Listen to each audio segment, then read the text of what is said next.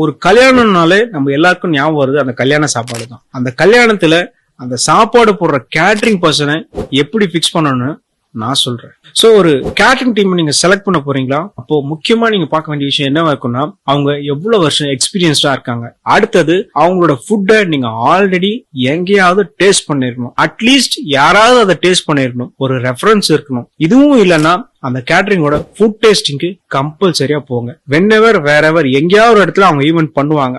அந்த ஈவென்ட்ல போயிட்டு அதை ஃபுட் டேஸ்ட் பண்ணீங்கன்னா உங்களுக்கு ஒரு ஐடியா கிடைக்கும். அந்த ஐடியா கிடைச்சதுக்கு அப்புறம் நீங்க அந்த டீமை பிக்ஸ் பண்ணலாமா வேணாமான்னு ஒரு டிசிஷனுக்கு வாங்க. மோர் ஓவர் ஒரு டீமோ 2 டீமோ 3 டீமோ கண்டிப்பா அனலைஸ் பண்ணுங்க.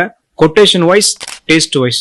End of the day result ரொம்ப முக்கியம். எதுன்னு பாத்தீங்கன்னா டேஸ்ட் தான். சோ மறக்காம டேஸ்டுக்கு யார் நல்லா ஒர்க் பண்றாங்களோ அவங்கள பிக்ஸ் பண்ணுங்க. சோ முக்கியமான விஷயம் டேஸ்ட் அண்ட் சர்வீஸ். சோ இதுல நீங்க பார்த்ததுல யாரு பெஸ்ட்னு